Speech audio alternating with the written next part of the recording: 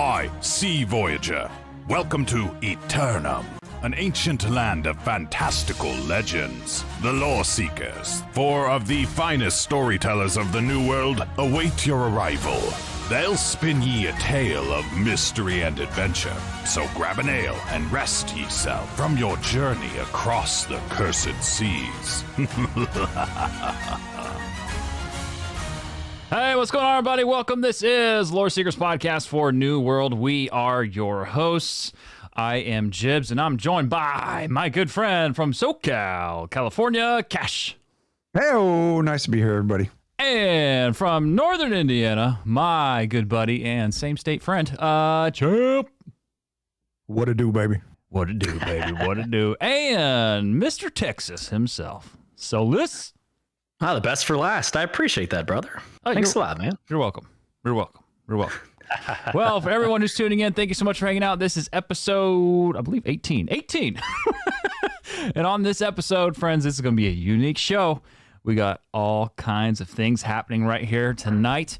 And one of the things is we got a special lore lesson right at the top. It's the biggest lore lesson we've ever done, period. Followed by someone extremely special, Solus. Who's joining us on the show?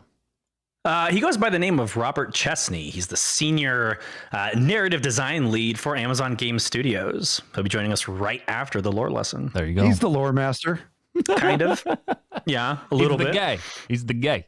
He's the guy. He's the gay. That's what he is. Yeah, he really has a storied career. I cannot wait to get into that conversation with him. But he has a breadth of knowledge through several games. Well, I don't want to spoil too much, but it's going to be a great conversation right after the lore lesson. Oh, yeah, absolutely. Absolutely. Well, gentlemen, what is going on? Well, we got a little news today. Yes. Yeah. A little bit. That was kind of a big deal after yesterday when everybody was expecting to see some additional snow and some Christmas content going on in Aeternum, and it didn't happen. However, what a surprise it was today. Actually, it was a huge up for us to see that.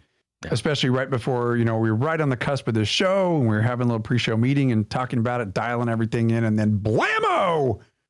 Tweet went out. Turns out we got patch notes, and we are getting the event tomorrow. So I think that's pretty cool. You know what they say? The best prize is a surprise. That's right. Dude, have you seen the notes? Well, of course you've seen the notes because we talk about the notes, but I'm so excited about one thing. There's new quests for housing for someone who will let JB say his name because Lord knows that's fun. And he is building housing out in Aeternum outside of cities. And if that turns into a thing, how many times you talk about that, JB? A lot. Let's do it. A lot. A lot. It's like a 5-year-old. A lot. So much. It's like when you're in trouble and you know it and you admit it to your dad. How many times did you do it? A lot. Oh, so I was able to do something I was pretty proud of this week, and I haven't maxed it out, but in game I was pretty stoked. I was able to get all but the final quest because you had to grind to level 100 fishing. I was able to get everything dialed in. Just got that one quest left, so I've got my fishing outfit, and I've done nothing but go around Aeternum casting the old reel. Oh, jeez. Excuse me, just having a little fun. I'm like, why are you throwing your reel in the water? Because I Why throw would you the do whole that? fishing pole in. Just let it go. How do you even let do it that? rip. He jumps in the water because you can walk. And he grabs it and picks it up. You can walk. That's right. Because we have lead feet, so we just go right in. We just go right after it. We have rocks in our pockets. We do. I think we all really know that is the true PTR. That is the true patch note that we're all waiting for, is the ability to swim. Right? If we're just being honest with ourselves. I feel like it has to come at a point when it's hilarious, like April Fools. Right. Yeah. April Fools. That's right. And you got to think about it, though. I think this is just them giving our immersion that we want, because how the hell are you supposed to swim with 1,000 pounds in your backpack? I'm just saying, man, it's reality. And Good call. and heavy armor as a healer with a wooden staff. Which brings me to my point.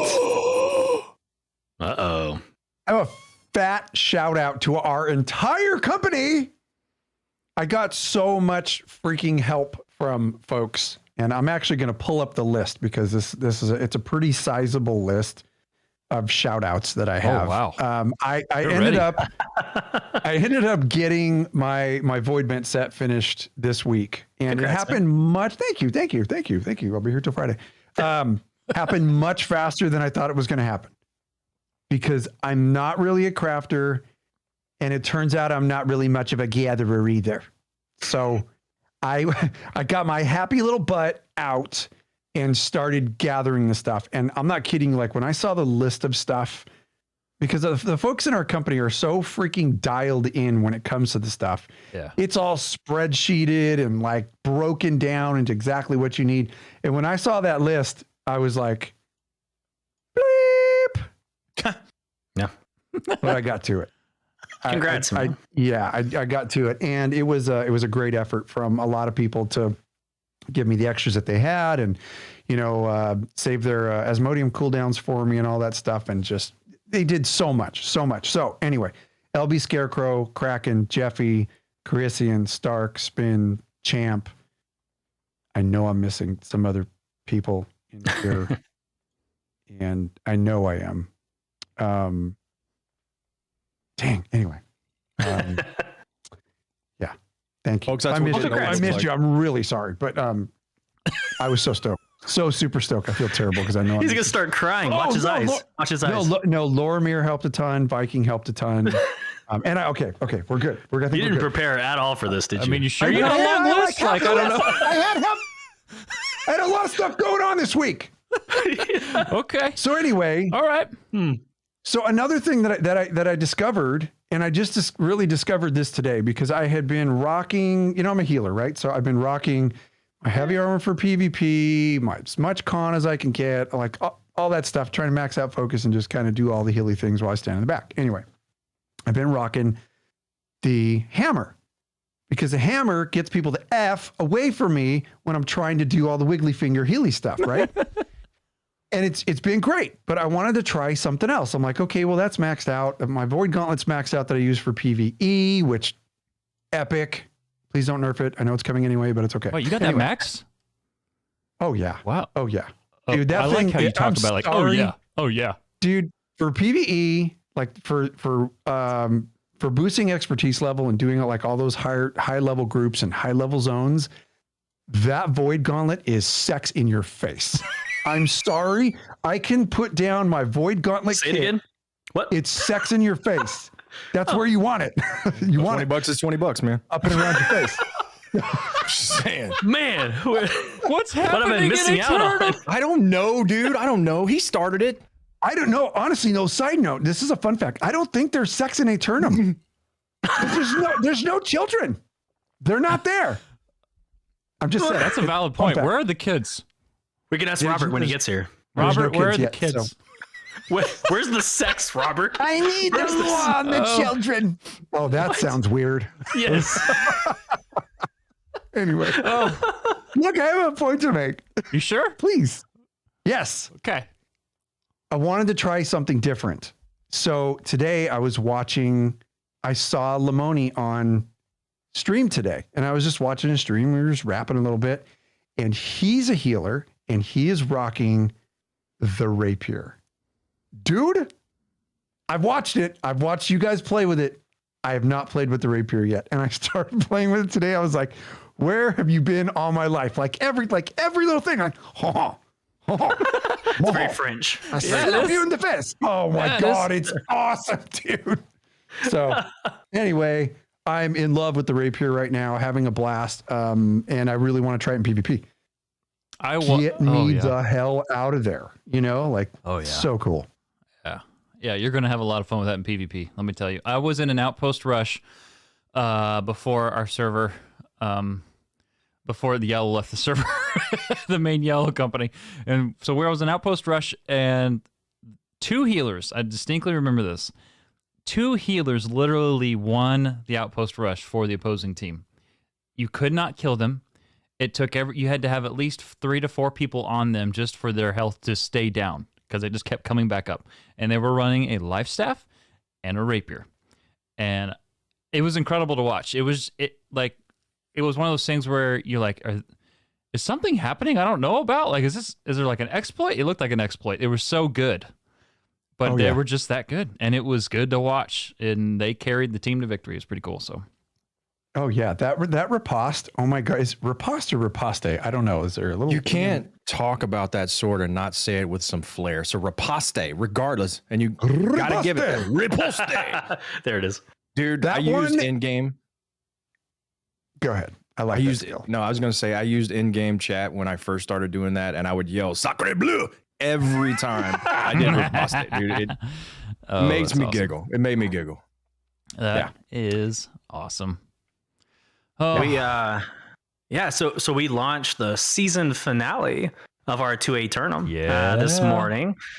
Yeah, so our little role-playing endeavor, it's Loreseekers 2 Aeternum. It drops every Wednesday morning. We wrapped up episode 16, which is our season finale going into the Christmas and the December holiday month. Man, and all the tricks were pulled out of the bag. Everything that JB taught me with audio was applied. A little bit of voice acting, a little bit of like editing involved. But yeah, dude, it was a really good way of just kind of ending the season. If you haven't listened to it yet, it's going to set up next month perfectly. We've got a lot to dive into starting in January. Super excited about it. Just wanted to give us all kind of that little break getting into the new year, but a lot to look forward to. These 3 gentlemen will be joining me a lot more in season 2. So I can't wait to get it under wraps and get it going. So I'm so excited. I just wanted to share that. Yeah. So excited for Thanks you. Thanks for making me cry. Yeah, it's a tough one. Yeah, so this is Your eyes are sweating. Time. We don't cry. Yeah, this was tough, man. It was a tough one. I get really into my writing. And this one brings in some pretty sensitive topics. I even put a disclaimer at the beginning of the show because it does get into some emotional triggering. But so just be ready for that when you listen to it. But man, it's been getting a lot of good reviews, and so for those of you who have reviewed it, blessings. Thank you so much. I stay honored with all of y'all's feedback. But awesome. It's a good one. You guys go listen to it. Stay tuned for next month's. That's awesome. Well, I can't honestly. Real quick side note. I'm so excited you're going to seasons. This is going to be awesome. So excited to see what you do there. It's you crushed it there, man. Super proud of you. Yeah, buddy. Well, gentlemen, and just so you know, real quick, seasons change and people change. Just so you know. That's deep. I'm old. That's really deep. Is there anything else with that, or is it just that? No. No? That was the only lyric I know. Is that it? Okay. I was waiting for the finish. Yeah. Sometimes best just let him finish. Oh, man, that's funny. Well, everyone, chat says turn. Oh, dear God. Jack, Oh, okay. Don't empower him, Jesus. Well, friends, we've got one heck of a lore lesson, and it's a long one, so buckle up. And immediately after the lore lesson, we're jumping right into the interview with Robert Chestney. So, friends, Cash, real quick, what is this lore lesson on before we jump into this? So this lore lesson is going to find, if you've been following our lore lessons before, you know that we do them in a little bit of an RP way and bring you the lore through the eyes of my character in game. So this one is going to find Cassius Kilborn in some precarious positions and meeting up with some characters in game that you have already met, most likely. And we are going to be learning a lot about the Lost, including some that you might not have heard about ever. Ooh. Yet. Okay, so you're saying something new. Pay attention. All right. Friends, Correct. We'll be right back. We're just going to jump right into the lore lesson, all right? We'll be right back.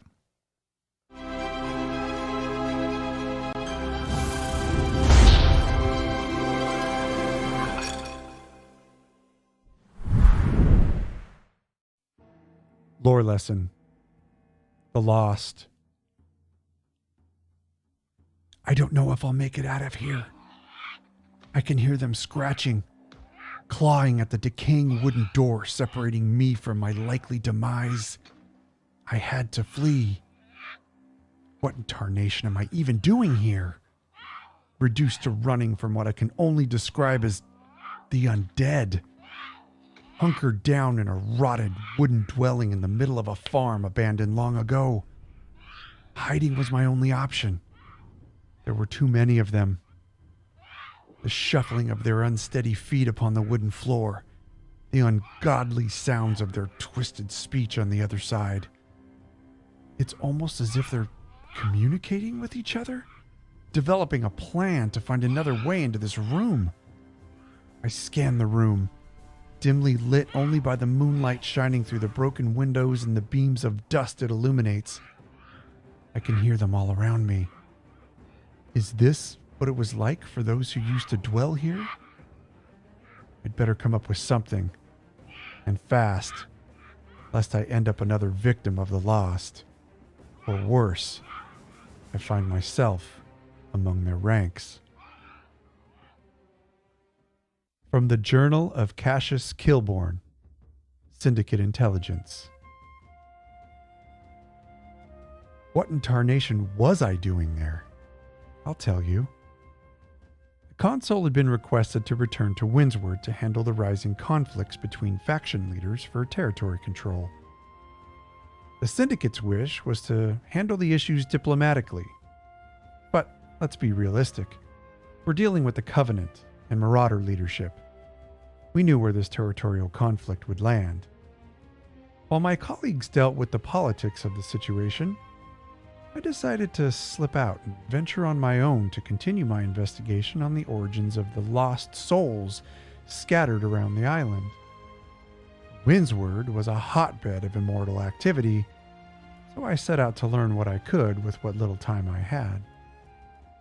While exploring the area of Torrent Dawn Cave, I chanced upon a camp occupied by a most impressive woman scholar. Aeternum certainly has no shortage of researchers. Lakina Paget Nova was certainly one of them. Brave, I thought, for being this far into the wilds alone. She was foreign, but well-spoken in the common language.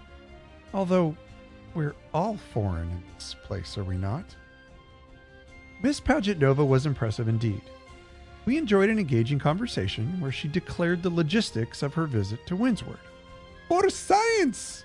She proclaimed with a laugh and a heavy Russian accent. She chuckled and continued to describe her current work. The nature of mortality on the island and how it is altered by the Azoth coursing through the very soil beneath us. It becomes quite apparent to anyone traversing the lands of Aeternum that one does not simply die here.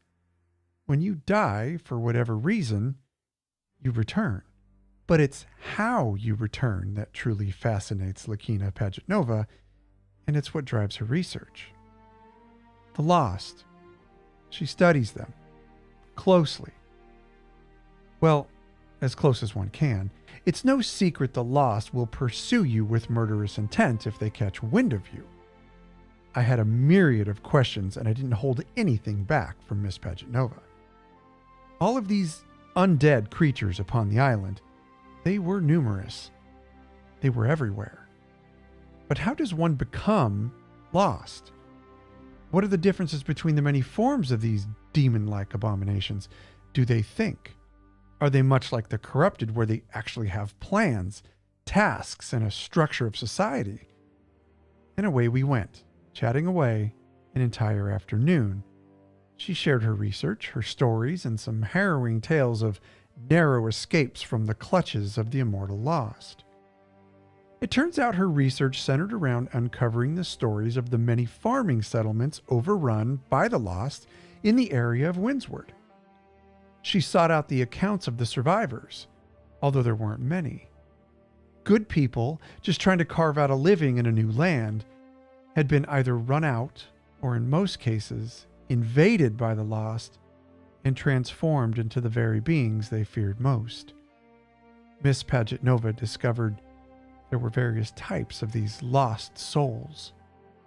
There were, for example, the lost pirates and buccaneers dwelling along the coastlines, all from a time long ago where adventurers braved the seas in search of plunder. But all they found upon Aeternum was a cursed afterlife. There are the withered who roam the ruins of inland farms and villages. Most intriguingly, they seem to prey upon the human spirit. People who long for missing loved ones. She believes these lost souls are particularly drawn to the friends and family they left behind. She says they hunt these living acquaintances with the goal of turning them, too, into the lost. A tale Miss Pagetanova was particularly enthralled with was unraveling the tragedy at a settler's village outside of Valor Hold in Eden Grove. A community of farmers, one by one, went missing. While those remaining in the village dealt with not knowing the fate of their loved ones and friends, mysterious occurrences began to happen. Sightings of the missing during the night hours, signs of their departed loved ones left for them to see, the growth of strange flowers in the area. One at a time, the villagers ventured out to search, but went missing, as if each of them were lured into the darkness with hopes of bringing their most beloved home. Miss Pagetanova had found a series of journal entries scattered throughout the area entitled The Evernight Letters. The village where she discovered these is now occupied by the lost. Lore page. They are not lost. I shared Annika's imagined tale of seeing Catherine and Adrian with the millwright Elias while we were drawing from the well. I cloaked Annika's tale with scorn, expecting him to shake his head sadly and offer sympathy. Instead, Elias went quiet, not with disbelief, but in that hesitation I know comes from fear of speaking the truth. I pressed him on it, even threatened to strike him, until at last he cried out that he had seen them too. "They are not lost," he said. "They've been coming back, each of them, sometimes to the fields. We see them walking among the flower beds, but gone at our approach. We work in pairs now, for fear of being led off into whatever hell claimed them." I told him that if we were lost out there, we would want to be found. He shook his head. "It is bad enough they have come back to us.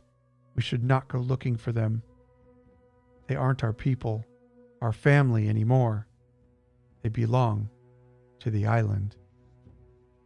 Were the lost souls who now saunter among those fields of the once prosperous little farm actually the humans who used to inhabit it? This would certainly explain why they continued to return. They were once human, with lives, family members, dreams, and aspirations, and some of them don't seem to forget it. Whether or not one becomes lost may be related to the way a person dies. Some who die simply return as the withered, an existence filled with misery and anguish as they wander the landscape of Aeternum in a zombie-like form, attacking anyone who crosses their path. The haunted, on the other hand, are specters of the lost, whose physical body has decayed so much it cannot stay in one piece. Perhaps this is due to the repeated deaths over time? The decayed corpse material simply sloughs off, leaving behind nothing but a spectral form, angry and bitter. Others who may befall a particularly violent death seem to return minus the physical body altogether, a spirit of pure anger and rage.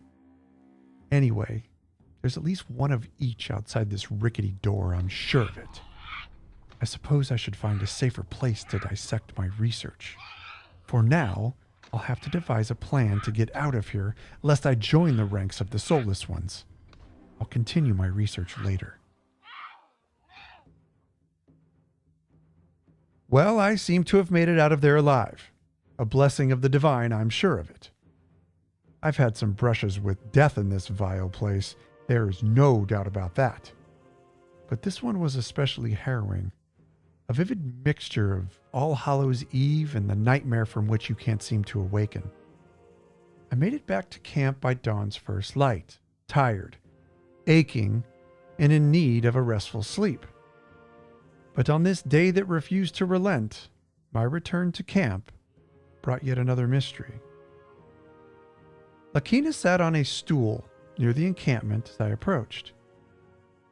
"Good morrow, Miss Pagetanova. How was your sleep?" I mused, clearly fishing for a return inquiry so that I could spout the tale of my night's encounters. But the sound of my footsteps, nor my voice, could rouse her attention. Instead, she stared off into the early morning dawn blankly, absent. She appeared as if she'd seen a ghost. "Miss Pagetanova?" I inquired with concern. "Are you not well?" With her body completely still, and without breaking her distant gaze, Akina Pagetanova raised an arm and pointed inside the tent. My focus turned toward the researcher's tent and the red glow emanating from within. I regarded Lakina once more, but my curiosity diverted my full attention toward the canvas shelter. The morning sun hadn't quite crested the mountainside yet, leaving heavy shadows in the valley we occupied, but not in the tent. A glow from within came in waves, a bright crimson brilliance reflecting off every surface in the enclosure, and there it sat, on a table near Miss Pagetanova's bunk. A parchment, a glowing red vapor emanating from its surface. I was astonished, puzzled, overwhelmed. In my travels upon Aeternum, I had recovered numerous journal entries, annotations, and crazed ramblings on parchments, many of them infused in glowing blue with the effects of Azoth. But red, this I had never seen. Dare I say it appeared corrupted. I was undoubtedly frightened, but my sense of investigation overtook my actions involuntarily. I approached slowly, but quite willfully. I held my hand over the red vapor, as if testing boiling water before cooking a meal. It was quite warm to the touch, but not so warm as to stop me from examining it. As I retrieved it from the table, the red vapor seemed to dissipate in the air. There was indeed a message penned upon it in a familiar language, and it was composed to me. Lore revealed. The lost. Killborn. You are quite the inquisitive one.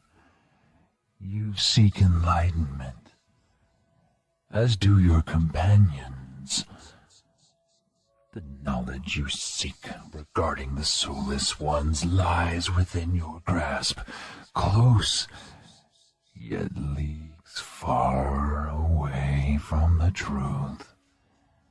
Alas, truth seeker, we have chosen to help you, lest you don't neglect to return the favor when we call upon you in the time to come. These lost, as you have designated them, have not always dwelled upon Aeternum. They first appeared when the Ancient Ones began to explore the properties of the Azoth. In the southern swamplands with their machinations, one by one they bred human captives into mortal soldiers for themselves. Soldiers to guard their precious secrets. Soldiers to fight the rampant corruption on this island. But some did not become what they were intended to be. Some became lost.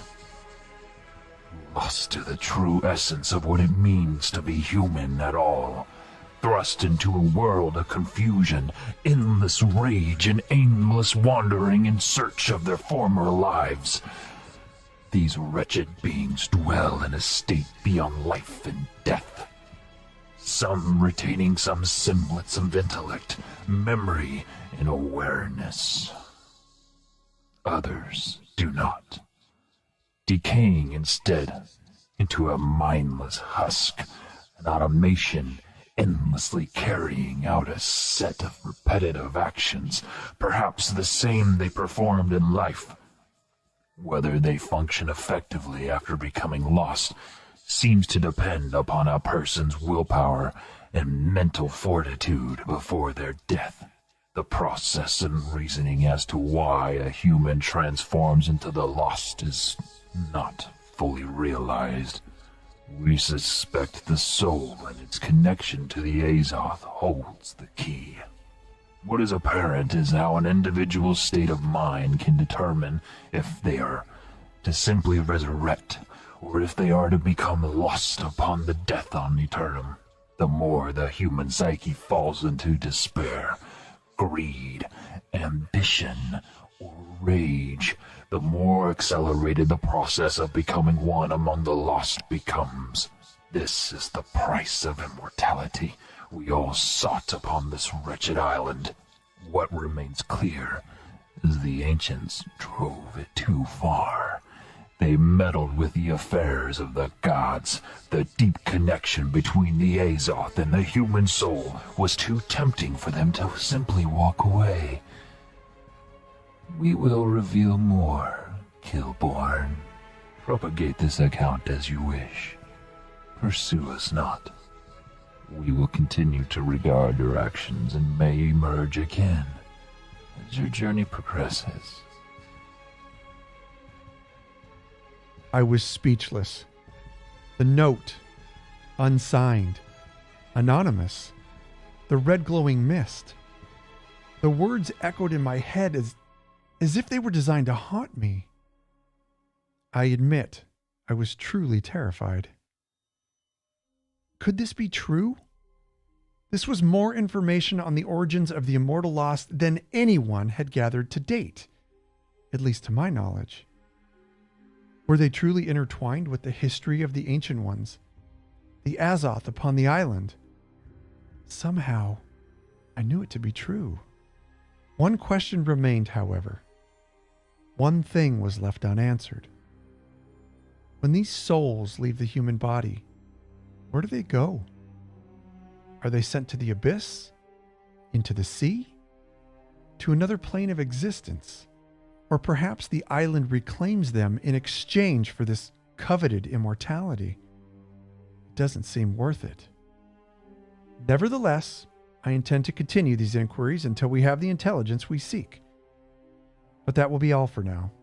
I have much to consider, and I'd better go check on Miss Pagetanova. Cassius Killborn.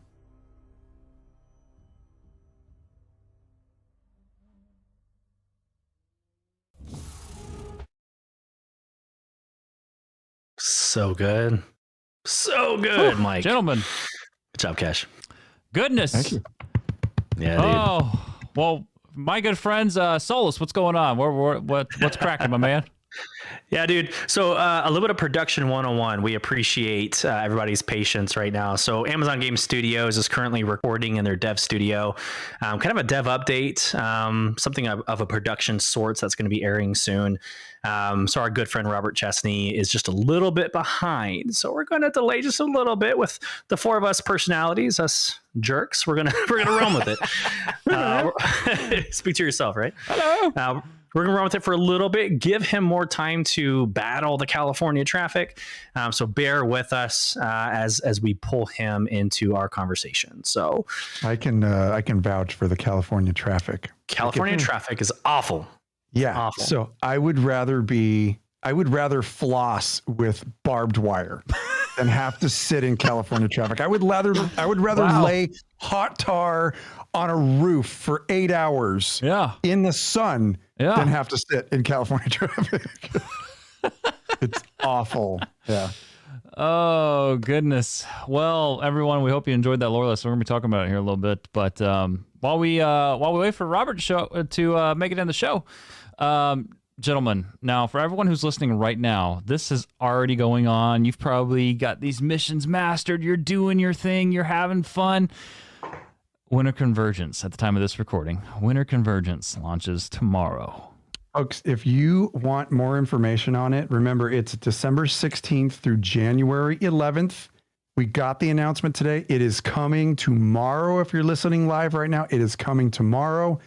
newworld.com/ENUS Winter Convergence Festival. Go look at the page. It is incredible. It's fantastic. Look at the visuals.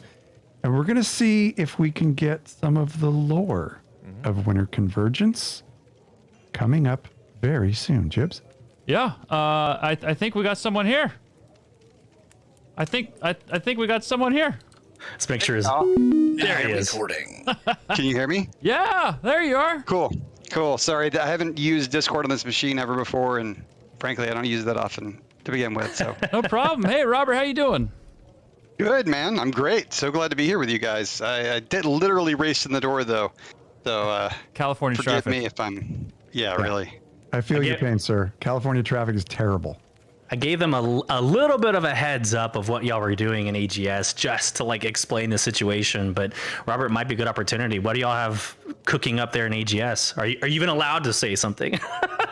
There's a whole set of things I could say, and then there's probably a bunch more that I couldn't. I shouldn't say. Yeah. But talking about, I mean, we're still talking about the December release, and you guys have seen a lot of that stuff on PTR. I heard you just talking about it. Yeah, it was cool to hear you talking about the snow, because it's one of the things I talk about too, is like, it's so cool to get into the snowy regions of the game.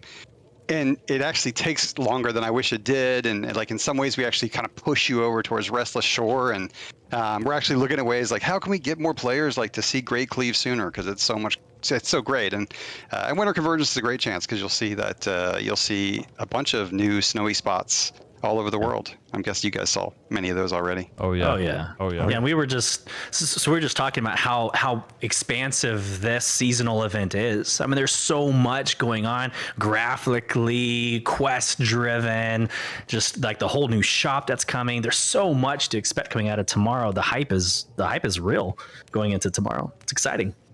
Yeah, it's a big event, man. It's been a long time in the making, and it's cool to see it finally coming to life.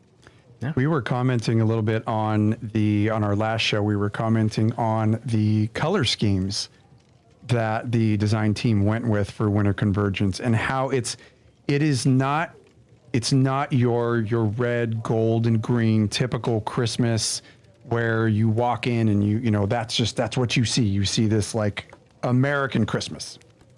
The pastel colors, like some of the earthly tones and the different colors in this, I think, absolutely nail. And even our buddy Champ here said it last week. It really does nail. It gives a feel of like a worldwide celebration of the holidays.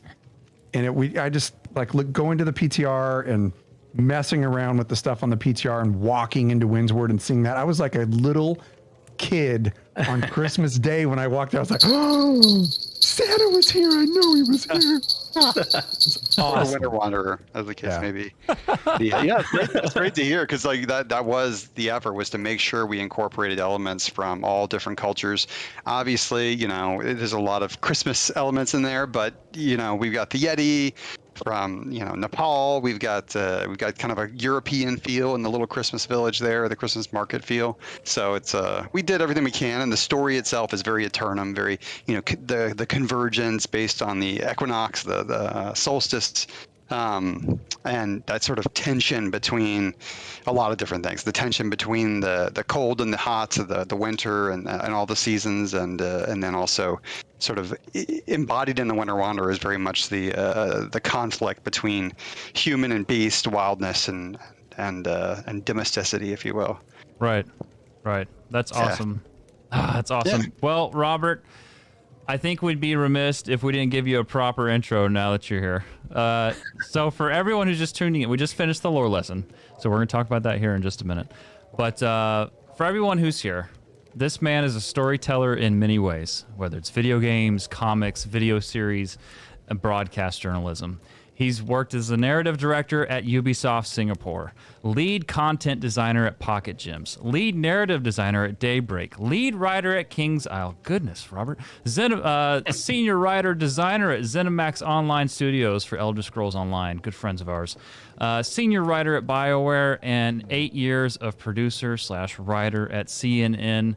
Everyone, we are very proud. We're very honored to officially welcome Senior Narrative Design Lead at Amazon Game Studios, Robert Chestney. Thank you so much for hanging out with us. We appreciate it. Thanks for having me. It's hearing my resume like that. I'm like, man, I jumped around too much. They're gonna catch on. Oh, that's funny. One of the things that you failed to mention was SWTOR, and that's a big deal. That's a big. We are big SWTOR fans. That's where I met these two gentlemen. We spent a lot of time together. We did, content creation for that. The story in that game was monumental. There is no other game that has a story like that. So, hey, my hat's off to you. That is amazing because that game nailed storytelling and the projection of that story. I love that game. So thank you, and it's a pleasure to meet you. That's absolutely awesome. So yeah, obviously a huge team effort, and my contribution was only a part. But it's I was proud. Put a lot of time and energy into that, so much that I don't know that I'm anxious to work on Star Wars again anytime soon. Sir, we are anxious to absorb you working on Star Wars. We are massive Star Wars nerds, and we joke about it all the time. Somebody somewhere out there is working on, whether it's in their head or on a napkin from a bar. Somebody is working on the next big Star Wars MMO. We know it, and we will be there. He looks off to the side. Sorry, I'm freaking out right now. No, I would have no idea, honestly. I know some things. A few projects out there, because every now and then you hear about them, like having worked on a Star Wars project before. You hear about another, like, hey, they're looking for people who worked on Star Wars. But it's interesting. Yeah, in fact, I don't know if you guys can see the picture up there. I just noticed she's in the background. Hilo Viz was a character I created for Star Wars. You made? Oh my gosh! I didn't know you made. You did her? Oh my gosh! She's so good. Yeah, I wrote. There was a little. Actually, she was introduced in a short story that I wrote for StarWars.com, which you may or may not have seen, but it was called "Smuggler's Vanguard," and it was a story about her. This deal went awry on Corellia, and she steals a Jedi starship to escape. And it's just a little short story, but I thought it was a lot of fun, and people liked the character a lot. So we worked her into some of the timeline video series, and then she eventually ended up in the game. Wow. So what you're saying is we're in good hands here in New World. Sounds like you come with a breadth of experience coming into this. That's right. I hope so. I definitely this feels like a good fit for me. I really love working on New World and look forward to what we can do in the future. I think we've come a long way since I started, but we've got a long way to go to really delivering on obviously the super AAA level of storytelling that you saw in SWTOR and ESO even but. We're making a lot of progress, and certainly like with lore specifically, with some new folks on the team and the folks who've been there all along. Like we've come up with some pretty cool ideas about where we're going. That's in the awesome. future. That's awesome. Yeah. So you're so invested in the gaming industry right now, and you have such a varied background. Particularly with broadcast journalism. So, how did you get in gaming? Like, what was the path for this for you? Like, was this something you always wanted to pursue and just like finally got to it, or what? I'll try to tell the brief version. Huge gamer from childhood, man. Like especially D&D, pen and paper stuff. Yeah. When computer games came out, I played Pong. That tells you how old I am. But when proper RPG computer games came out on the PC, I started playing those, all the gold box games, stuff like that. When I turned about 15. My focus shifted from video games to girls and other things that 15-year-olds get into. And really, it was I played a little bit here and there, but I wasn't a huge gamer from 15 to 22. And then 22, I started to settle down, and that's when I'm like, playing games came back to me. And the first game I played coming back to games at that point was Baldur's Gate, and I was immediately That's a good and one. honestly, I was already at CNN. I studied film in school. And I was looking for a good gig where I could tell stories and work in video, and CNN ended up being the best fit for me because I was back home in Atlanta where I grew up, and I loved working at CNN. But the folks at CNN, a lot of them went home at night and watched the news and read the newspapers obsessively, and I went home and played video games obsessively, and so it was kind of like, well, maybe this is where I need to go. So it took me, from the time I made that decision, which was several years later, probably like 27, 28. It took me a good 3 or 4 years to actually find the right opportunity. And that ended up being BioWare. I went out at one point and pitched a TV show to G4 Television, which seemed like it was going to be awesome. I was super pumped about it. But that didn't pan out, and I'm glad in the end, because a couple years later, I met Ray and Greg, the founders of BioWare, the doctors, who were just legends in every respect for me. And I asked them, hey, I would love to, maybe talk about getting a job at BioWare. So, well, you can apply the usual way. You have to submit a module using the Neverwinter Nights toolset. And luckily, I already played a lot with that. So I made a module in the Neverwinter Nights toolset, submitted that, and they loved it. Well, they liked it at least. They liked it enough to hire me to come work in Austin on what at the time was going to be a BioWare MMO, maybe a Dragon Age MMO, or maybe a Star Wars MMO. And it turned out being Star Wars. So, wow. That's how I got into games. Is that Austin, Texas? I just want to be very clear. Is that Austin, Texas? It was Austin, Texas. Yeah. Right here. Yeah. Oh, That's geez, awesome. these Texans. Big Texas. So what's been your favorite genre to write for so far? Because you've had such a varied history.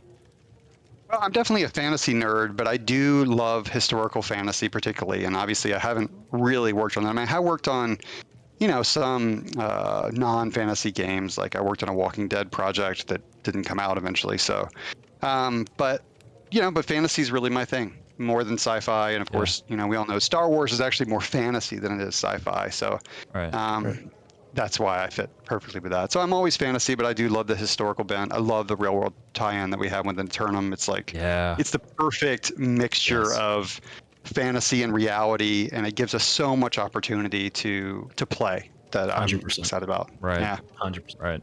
Yeah, it's funny you say that, and I think it's a perfect segue into the another question that we have for you is, we came from Elder Scrolls Online. Like we covered Elder Scrolls Online for quite a while, and when you have such an established RP or established IP, one of the things that dragged us like directly into New World was that tie and that parallel into our own world. And so the question that I have for you is, having such a varied history in all of these truly established IPs. I mean, Elder Scrolls Online, you're looking at 25 plus years, like 1,000 years of Star Wars, lore that's out there. How is it different? How is writing creatively for a brand new IP? How does it differ from writing from a well-established IP? Well, there's certainly a lot of ways, and you make a really smart observation. And I made the argument at some studios that, hey, if you want to introduce a new IP, look at the history. Start with a single-player game, then switch to a multiplayer game, because that's the way you get people invested in an IP. To launch with a multiplayer game where story is usually digested. It's a smaller part of the experience. It's usually like you're running by it. You have to absorb it much faster. It's harder to develop that kind of attachment. So I totally agree with that, and that's a great point. I just wanted to call it out. But like in terms of writing for a new IP, it's really exciting. I mean, it's really exciting because you get to. I love the blank page thing. I love making up my own IP. I've got a couple novels that I've never finished based on worlds that I created. But being able to set forth, like, here's the pillars of this world, in Aeternum, for me, the core question at the center, the heart of this game is, what is the price of eternal life? Like, this is the island where, you come and you get eternal life, but is that a blessing or is that a curse? Like, is immortality, is death really the greatest threat we face? Like, it's actually not. Like the biggest challenges, that most of us face in our day-to-day lives don't have anything to do with death. They have to do with, fear. They have to do with corruption. They have to do with evil deeds out in the world, right? Like those things are actually, in a way, much harder to grapple with than death, because death is it's death. It's over, And so I think that's the fun sort of central pillar, and that's, that was already established when I came here. But building off that and then looking at the corrupted and the lost and, these things as aspects and manifestations of exploring that question. is really, I think, sort of where I get super invested, and I'm really excited about, as we go over time, like how are we going to play out these mysteries? How are people going to sort of the audience come to learn about the truths about what's really going on in the cosmology here, and and the characters that are going to show up as part of that. Obviously, like super excited about all the existing characters and the new characters we'll be bringing in as part of that. I think one of the things that we recognized from a gamer's perspective and from the perspective of somebody who's absorbing what you guys have created, and especially from a content creator's perspective, because we're actively engaged in the stuff and trying to make our content and present it to our folks who are watching, is the absolute brilliance of this IP.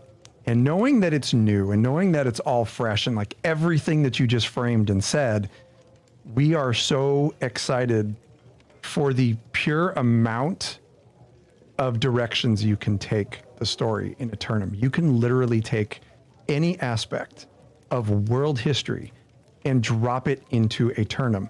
And what is Aeternum? I mean, Aeternum might not be this static place. Aeternum itself can be a mystery in itself. But diving into the little things, like all the hidden little messages and stuff that were in some of the visuals, and diving into where Aeternum's located on the map and what it could be near, and just the pure amount of speculation that is out there from dorks like us and nerds like us that like to tear that stuff apart is pure brilliance. Absolute brilliance. And what's so cool is that a lot of it kind of happened by happenstance, which is so often the case with great games and great stories, is the way they evolve from something that they were something different, and then through iteration or through trials and challenges they become something else. And I think it's really cool the way the story came out the way it did, because no single person, and it wasn't like some one person's stroke of brilliance. I mean, it was a series of events that kind of turned it into what it is. And I think as we evolve it even further, I think it's just going to get it's going to mature into something that I think has potential to go on, as you just said, like to the stars.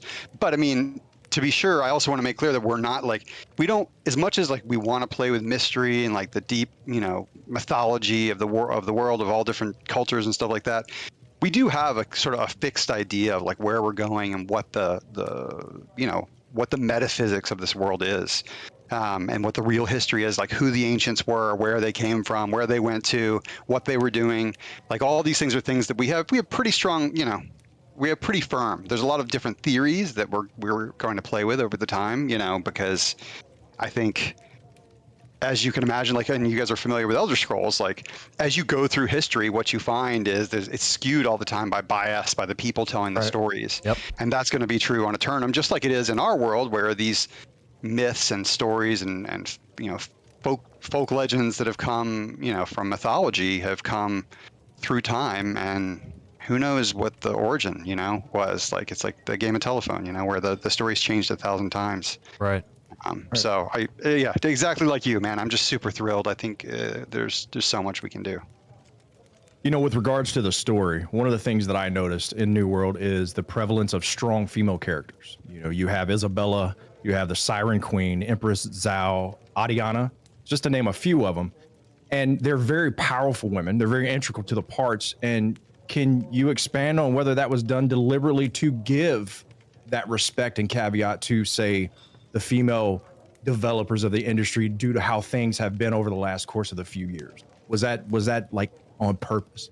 Absolutely. I mean, on purpose, to the extent that, yeah, we want to represent the world as it really is. We want to represent diversity in every way that we can, and certainly celebrate powerful females as much as we celebrate powerful males, and everything in between. It's super fun. And so I think that is where a lot of our female villains came from. Of course, sometimes we look at it and we're like, have we done too many female villains? Maybe we need to course correct a little bit. But the bottom line, and actually at Elder Scrolls, we had the rule of 50-50. Every zone basically had to have 50-50 male and female. And we really kind of pursued the same thing. And of course, we also have all the world's cultures to pull from. So we have all this we got to make sure that we have representation of characters from all over the world. And I think, as it is right now, we've kind of brought them in here and there, but we're going to do it more strategically as we go forward, as we have basically we have better tools for implementing NPCs in the game that are going to enable us to have much more compelling characters. And yeah. If I may, Yeah. if I may quickly just celebrate that, the inclusivity that y'all have with this game is quite remarkable. I mean, I went to Eben's Scale, right, for the first time ever and saw this massive Asian, persuasion or this influence. It's just an amazing inclusivity that we don't really get in any other games, at least not to this degree. So I definitely wanted to celebrate that. That is a huge thing that we noticed, that we touched on a couple of weeks ago as well. But it's been amazing to kind of see just the openness to that kind of other option that we haven't had in games up to this point. Yeah, and as I think that's very Amazon, right? Like it is. It fits very well with Amazon, and we have the strength to do that, right? We have translators all over the world already working for Amazon. So when we send out something to get translated, we get it back pretty quickly. When we want to vet characters or ideas about different cultures, we have the people to do that. It's really cool, and it's great to be part of an organization that I believe has the intention of being that in the world. So yeah. Well, a couple of weeks ago, we had Extra Life. It was a huge success. Again, I want to say thank you to my 3 brothers that are on here that helped out as well, but had a really good day, 12 hours worth. And one of the most fun things that we did was this role-playing event that happened in the depths. And that's kind of the first time we really see like the lore having scriptive language, like things that we don't recognize. And it was hilarious to watch Cash try to pronunciate in different characters. It was hilarious. I recommend anybody watching to go watch it, YouTube. But beyond that inscription and those lore notes, beyond the symbols that we see on the walls and on doors, can you elaborate a little bit about the many different languages that we see inside of Aeternum? Where do they come from? Well, I know. So they all ultimately, are derived from a point in history where these groups were formed or deviated from humanity or whatever they came from. Of course, and like each of these languages is fully fleshed out. Like it has, there's a system that you can use to do this. So I can't claim that we made all this up from scratch, but they are bona fide languages completely filled out. And our audio team has actually like first sort of pushed this idea and really put it in. You can hear it in the language of a lot of characters, their combat barks and stuff like that. And then we've added it to lore notes more and more, specifically in the depths and in other places. And yeah, if you can decrypt those, you can find some nuggets. Well, you're talking to 4 probably the largest nerds when it comes to lore. So I just have to like straight up I gotta straight up ask you, Robert. Out of love, guys, out of love. I gotta straight up ask you: is there going to be something on like Amazon.com that we can buy to decipher? Is there going to be some sort of like, I don't know, just help us out here. Should Help I us free out. shipping for this? Is there a secret decoder ring that we can get out of a box of Cracker Jacks or something? Come on now. Ovaltine. Ovaltine. That's a great idea. And hey, at least we wouldn't be selling power, right? That'd be that. There you go. So we're just selling translations. I think that's a great idea. We're gonna have to write that one down. Okay. Are you guys able to translate Arabesh? Like, are you good in that? Are you fluent? Yes, and this is why, sir, because there are translators available online for us to be able to translate Arabic. There is. I Googled it. I used the Google box, and I could not find a single damn thing to translate any of the stuff that's in game. And I will have you know this: there are a few of us, some of which happen to be in this room right now, who will be on expeditions and running high-level content in the Shattered Mountain, and while everybody else is collecting loot and everybody else is getting ready for the next pull, we are locked in to lore pages trying to figure out what the hell they say. So we're waiting with bated breath to have some type of secret decoder ring. It's really just one of us, and it's our healer. So you can imagine how important that is. That creates a whole problem. Sure. Yeah. Our healers are. Well, you'll see. We're going to share out some gameplay of the devs playing the game, and you'll see how our healers worked. Yes, at least in this awesome. one through Merkgard. But take lessons, Mike. Take lessons. Maybe he can give lessons. I don't know about that. I like it. It's I so think hurtful. we'd be learning from you. Have you guys checked out any of the lore notes in the Winter Convergence event? Maybe. You mean on the PTS? Yeah, on PTR. PTR? Yeah, you'd had to see PTR. it. Saving myself, sir. Okay. Saving myself. Yeah, I highly recommend them. They're super fun. They're part of kind of I don't know. I just think we're getting better at what we want to do with lore pages, and so Right. I think these represent some of our best and newest stuff. I think one of the funny things about when we are playing Cash will be I will see a lore page and I'll call it out to him. Like, hey, lore page, second building on the left, and off he goes. He's off. And when we say we seek the lore, we really do. So we really appreciate some of where you've placed them. I thoroughly enjoy in Reekwater, in the high level zone where you hid them in a building behind 6 people you don't want to fight. Right. And you have to go look for it, hence seeking the lore, right? And I love the fact that you put some out in the middle of nowhere. I love that. And it makes the journey of finding it. I will not use a map on, I won't Google a map for those. I go find them. And even the new content you put out with the Knights, having to go through those camps and find those lore pages and then put them together. And It's good. that is some of my favorite parts of the game. So I just want to say I appreciate that part because that is fun for us to search for it. And it's not just readily available. Yeah, the Varangian Knights are a great example too. Like that's another of our sort of latest forays into the way we want to do the lore notes. So hope you guys are enjoying them. Glad to hear it. That's awesome. And lore notes, you talk narrative in New World. And so, what's your favorite piece of narrative that you've been involved with, or like what's the most that you're most proud of? Oh, I know it's like picking your favorite child, but right now, because of what I'm, it's especially, you're always working on new content. So the stuff that's my favorite is stuff that's not out yet. Right.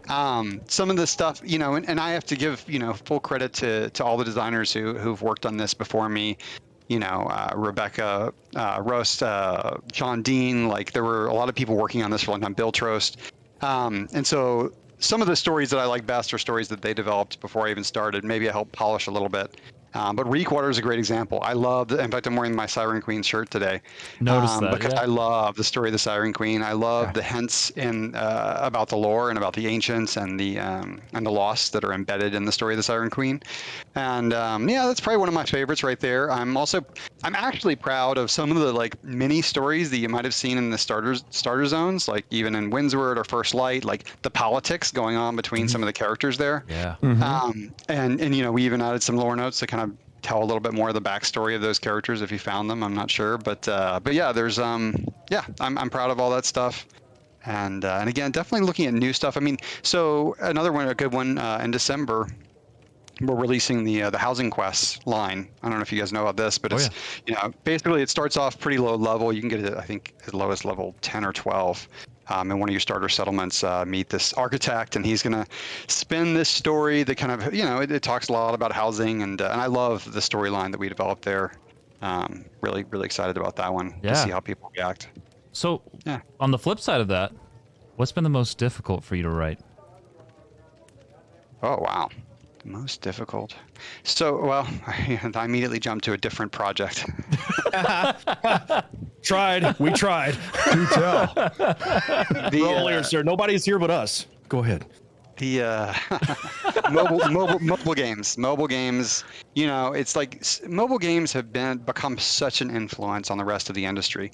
Working on PC console, and constantly there's this like, we're doing it the way they do it in mobile. And so, a few years ago, I took the job at Pocket Gems.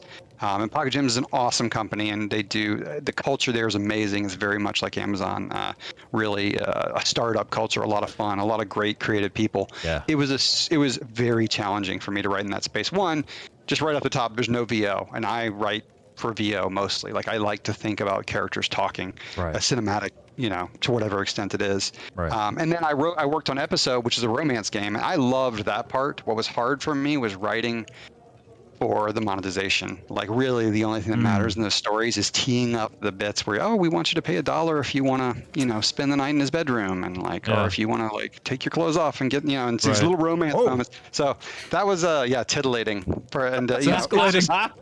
Can we expect that in Aeternum? We see what you did there, sir.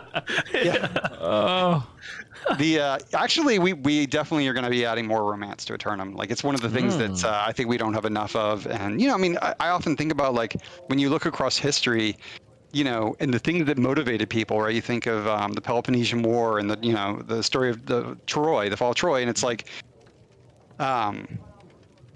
the whole story there with Helen of Troy and Paris, sorry, and that how romance drove that conflict, and that I think is something that we miss a lot of times. We make it out like the only reason people go to war is money or power, but no, people go to war over romance all the time, and it's it's probably the most relatable motivation that most people have because, I mean, in the common world, everybody's got that going on somewhere. So what you're saying is there might be a chance for us to date Isabella. That's what I'm hearing. Ooh. There's another suggestion to remember. I don't know. Well, No? you know what's Too far? crazy is about using our own history, right? So could Troy show up on the island? Could the Spartans show up on the island and then get into a conflict over romance? Maybe she fled. Hela Troy fled to Aeternum to look for I mean, that could go anywhere. I love the fact that it's based around our lore. Like our lore. That is amazing. Or Marcus Aurelius and Cleopatra. Yes. Oh, yeah. Who's to say Da Vinci's not somewhere on Aeternum? There's so many interesting people that could have come here for different reasons. I mean, obviously in our modern times, we know Jimi Hendrix is there. We know Elvis is there. There's no doubt that these people in our time are from that, have gone there. So who went there in the past? That's awesome. I love it. So confirmed. Elvis, there's going to be kids on Aeternum. There's going to be a New World mobile game. Is there anything else you want to confirm or release tonight, sir? Jimi Hendrix. I was trying so hard to play everything close to the chest. Oh, that's good. All right. So one of the things that we've been very, very intrigued with the content that you've been able to create and something that we know is very close to your heart is the story of the Lost. Not going to lie, we're very, very strategic in doing our lore lesson this week on the Lost. But, other things like the story behind the corrupted, the story behind the angry earth.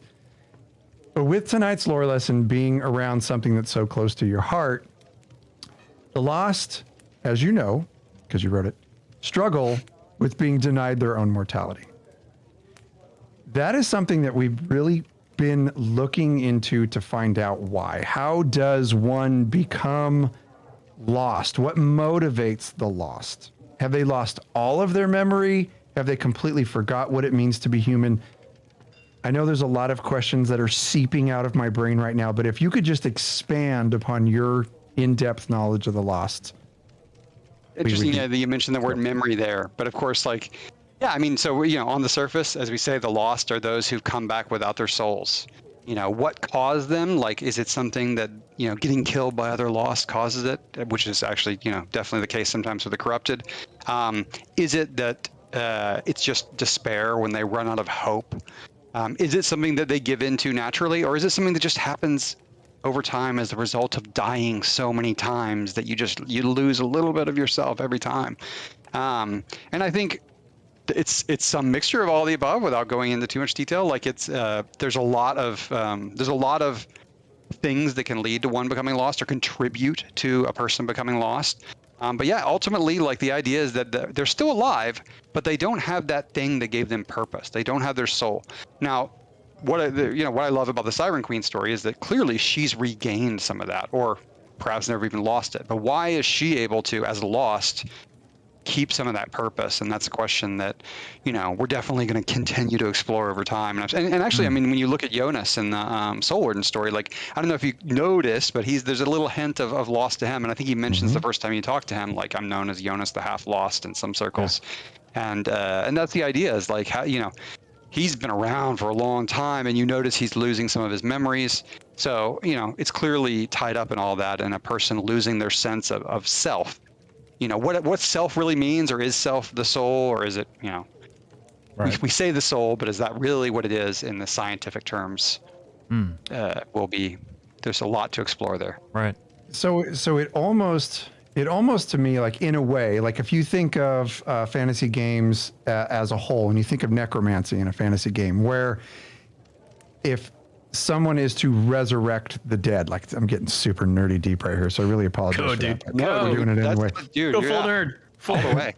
So when you die and you're resurrected through necromancy, how capable you are as a resurrected, typically, and this was like Elder Scrolls lore, right?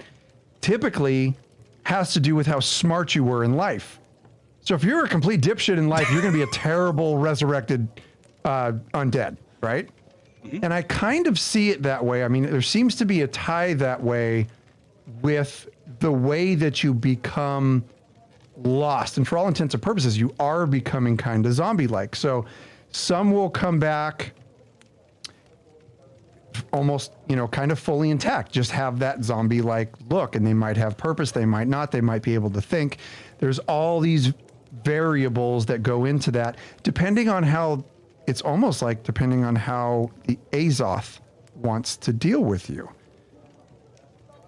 Exactly. See, Azoth is definitely tied into there. I mean, and what is Azoth, right? Like, it's a currency. It clearly imbues not just people but items with power in our world, and it's clearly related to the soul. Like, we can see that because when we die and resurrect, like this Azoth thing is involved in the process. What it means, because I mean, of course, you can see that the Lost still have Azoth, but they don't have a soul. So, is it that the Azoth has consumed with that which was their soul, and now just powers them? There's something there that we're kind of unfolding over time. But indeed, like, I think as you say, I don't necessarily think. I guess I don't want to give away too much, but it's not necessarily intelligence, although that could be a factor in it. But it would be probably I think of it more as like resolution, courage, determination, like your grit, and your, in some ways hope. Certainly in the case of, like, we definitely have cases where we clearly communicated that people giving into despair have become lost. So having hope, whatever causes hope, whatever gives people hope, does that come from within? Does it come from without? Does this come from having a sense of community? There's so many, like, elements here, and again, like, really getting back to that whole thing of, like, what does it mean? What is essentially human? What is the human experience? And death is a big part of it, but when you subtract that from the equation, what's going on? And I feel like we've just scratched the surface in exploring those questions. One of my favorite stories early on in New World is the story of, Amarine and Simon Gray and Barkabetus. He goes into that as a human searching, and then he becomes what he becomes. And it's not the average, right? It's not that average ghouly zombie-like, he's actually large, huge, big, just a force to be reckoned with. And I love the fact that you're talking about that. And you can see that at the very beginning of New World, the story of a man being transformed by that into a lost, large being. But one of the things about that, what was your inspiration behind the Lost? Like, did you pull it? I can't take credit for it. Like I said, the people came before me who had already kind of established a lot of these core ideas, and we've just kind of developed them and polished them further. But certainly, I mean, the Lost resemble undead, so there's inspiration there. But as I often have to remind the team, everybody on Aeternum is undead. Like, that's not what these are. These are beings who've come back to life without their soul, and what that means, we're going to play with over time. But I mean, yeah, they're certainly inspired by the undead, because you see the spirits, the incorporeal, spirits out there. You also see the more zombie-like, and then you have the pirates who have clearly a little bit more of a sense of who they were. They've got are a stronger sense of what they used to do, that they seem to keep doing. And then you have those like the Siren Queen, who seem to have a greater sense of purpose. And one of the things, I mean, if you think back, so when did people start becoming lost? Has it always happened on Aeternum? Is this something, did it happen during the time of the ancients? Is it something that they did? And I think there's some stuff out there that might hint at that question already. In relation to that, I have my own theories about when the Lost showed up and why, but I have one more harder hitting question. Okay. So these soulless, the Lost become soulless. Their soul is extracted from them in some sort of process. It could be over these multiple deaths that they're having upon Aeternum. Where does their soul go?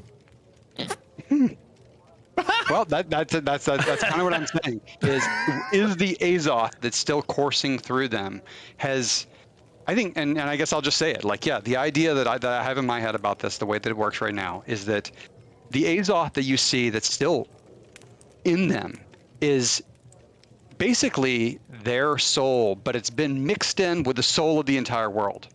And so there's still some remnant of self deep bedded in that massive, worldwide ocean of soul, but it's not really there with them present so that they can access it. Now, are there ways to do that? It's kind of like that whole thing. You've seen those psychics who can like close their eyes and like transport across the world and stuff like that because they have, they can tap into the,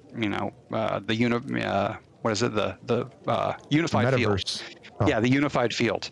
And so like, if underneath it all, Azoth acts like that, if it's a big pool of whatever soul is, again, not saying that soul is, I think we already know that soul is not exactly what it may be considered in some religions. Because you can see, one of the things I like to talk about is like, well, like, look at the spirits. They don't have a body anymore. They're still alive. They're lost. They don't have a soul. So what the hell is that's floating there? It's not a body. It's not a soul. So what is it? And so like, we're suggesting that the soul is actually something else other than the spirit or the animus of a person. So the Azoth within a person, once they die, kind of acts as a placeholder, something to keep them functioning, but it's not truly a soul. Soul is an ingredient in Azoth. How's that? Does that? I like it. Fit? I like that. Yep. Now I'm more confused than ever, but it's okay. Yeah, but I love it. We have a long time to figure this out. He's always confused. It's okay. We'll have to work with him later, So if the soul is absent from its host, it almost seems like there would need to be like an underworld of some sorts for that soul to be. Any thoughts there, Robert? Well, So when you talk about an underworld, see, that takes on a whole nother, like we've talked about, what would the underworld be in Aeternum? Like, or is this the underworld, right? The idea is like, from the get-go, is this Eden? Is it purgatory? What is this place? Is this hell? I don't know. But if we talked about what an underworld would be, like in that sense, it immediately becomes like, well, it's clearly not the underworld as it is in many mythologies. It's something different altogether. And I think, in my mind, I guess this is a little bit of a hint. Like the underworld on Aeternum is not necessarily the place where you would find Azoth. Oh. Oh, Okay, you said underworld. That's a nugget. Like, oh. Not that we're ever going to go there. Well, so one of the things that I'm curious about is kind of where we are currently in this, dealing with the loss and dealing with the current war that is happening on Aeternum. So we started off with the ancients and the corruption, right?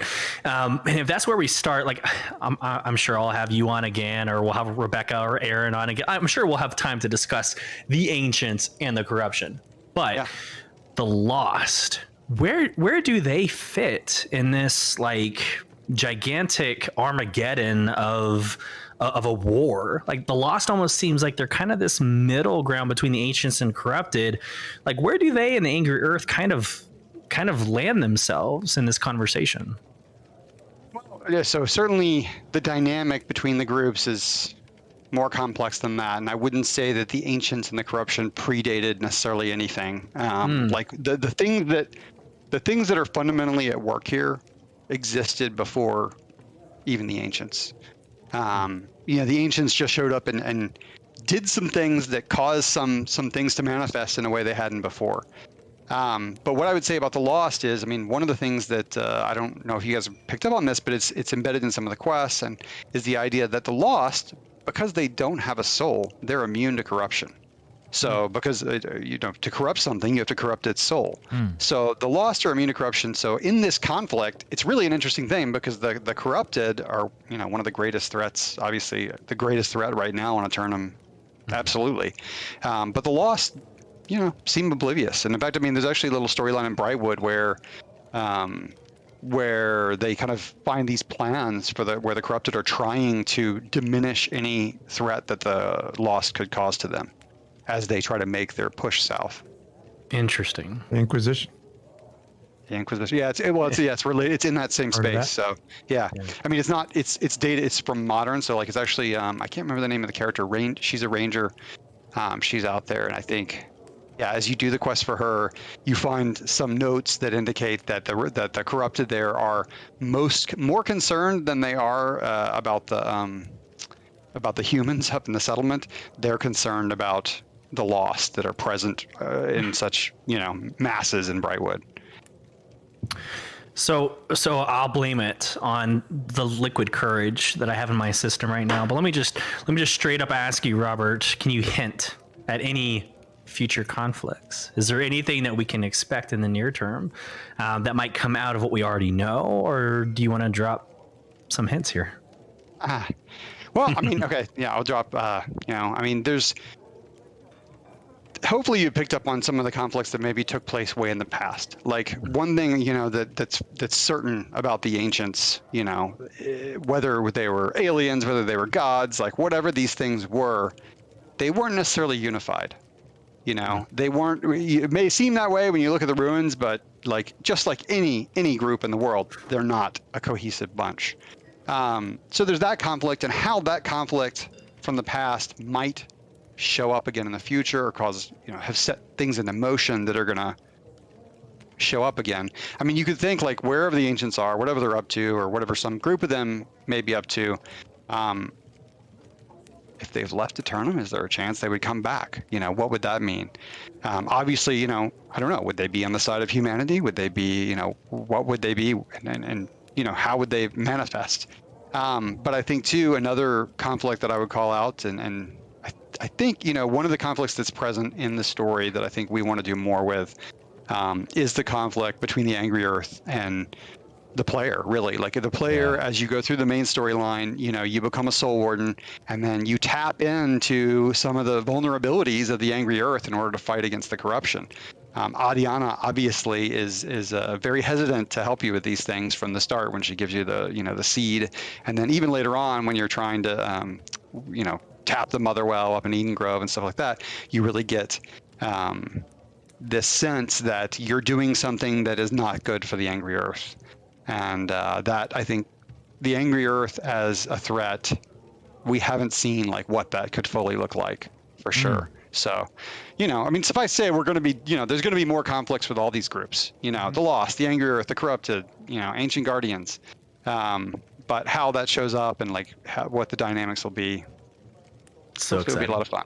We did see a bit of how the Angry Earth was upset with us when we ran through Genesis, and they batted us around for a couple of nights. It was painful. They definitely don't like that. Yeah, that's their incubator there. We smashed them fools. Don't even worry about that. It took a minute, but one of the things that I've always said about the Lost from the very beginning is how complex they are, how complexly simple they are. Right? You can tell that they're very primal, but I know there's more. Like I call it the Van Helsing of the group. The way they laugh at you when they diminish, the way the souls sound. I've noticed that my wife plays with us, and one of the things she said was the sounds are almost makes you sad because you can feel like a release of just torment. And I think that gets missed sometimes when you're just rolling through stuff and hit it. So I challenge people all the time, slow down and listen to the sounds. And we talk about the sounds all the time in the game, but not to get took up on the Lost, because obviously it's one of my favorites too. But what is your favorite character? Your favorite thing, other than the shirt that you're wearing maybe, but what is your favorite? What do you gravitate to the most? In terms of a character or the group, I mean, whatever strikes you right now. What draws you to the? What is the thing that draws you to this game and makes you feel like that's what I like? What I love, I love the character of Adiana. She's probably my favorite that's shown up in the game so far. I like the way she's, her true motives and what she really thinks and where she came from and who she is somewhat of a mystery. I love that kind of a figure, and then thinking about how that's related to yet a whole network of other characters that we're going to be introducing over time, for me is super exciting. I'm really excited about some of the new characters we've got coming up in future content. frankly, like one of the challenges that we had in this game is like the technology to move characters around in the game was something that we didn't have at first. So as you can see, like a lot of characters are just kind of stuck in place, and a lot of MMOs way back, certainly, like that happened all the time. Yeah. But so, having characters that can move around, move with you, follow the character story over time is something that's clearly separates a lot of those older characters from the newer characters like Adiana. And yeah, I mean, Isabella too, I think is a fascinating character, obviously. Like she is the deepest and most developed character in our lore right now. And the final chapter, or the student should say the final chapter, the end of this chapter of the main story is coming up fairly soon. There will be a showdown with the Tempest and Isabella someday. I don't know exactly when, but when that happens, that's not going to be the end of that character. Like there's going to be more with her over time, and like I'm really excited about where we're going with that too. I think you captured the way to tell a new IP story by bringing those characters with you. And that's one of the things I wanted to say. When you said that earlier, the first thing I thought of was Adiana and how she follows you and her story is being told as the expansions come out, as the story goes. Yeah. So I think there's an actual chemistry that you have there that might work there, because I noticed that from the beginning on how these characters follow you and how they grow with you. And I think for me personally, being a longtime gamer, I've been playing games ever since I was 6 on an Atari 2600. This game, it follows you and it makes you bring them with you. The Motherwell storyline is masterful because it makes you grow through. Not only are you gaining trust with a character you know nothing about, but are you gaining trust or is she using you? There's so many different variables there. Is she actually a friend, or is an enemy of my enemy my friend? And I love that. And I just wanted to let you know that we noticed that. We caught onto that during the storyline. And I think that is the most impressive way to tell a story on a new IP, is to allow them to grow with you, show that growth and to bring them with you. I do enjoy that. Yeah. Cool. Yeah, and I have to give a shout out to Chris Holtorf and Samantha Vick, who really worked a lot on that. Sean Dean too, and that's awesome. I think that they did a great job realizing that and those quests and that storyline. Yeah, I'm gonna commit it. Go ahead, bud. Just real quick, finding how she moved. Like you mentioned, how it was difficult to figure out how to make a character move. That was something that I realized for sure when I was doing our last week's lore lesson on Adiana, where. Because I'll go into game, or this is like one of my favorite things to do in New World, is to go into the game and find these locations and take the in-game footage for the video. And I went back to the original location at the Daughter Well to try and find where she was. So it was my Azoth bank that figured out that you guys had figured out how to move the characters, because my storyline had progressed. So I went from the original location at the Daughter Well, and I was like, damn it! I went all the way back to Eden Grove. Is it Eden Grove where she's at? Yeah. Yep. Eden Grove where she was. Hopefully she was standing still this time and not doing the dance. Sir, I laughed my ass off when I saw that. I laughed my ass off when I saw that. I took in-game video of it. I was like, what is she doing?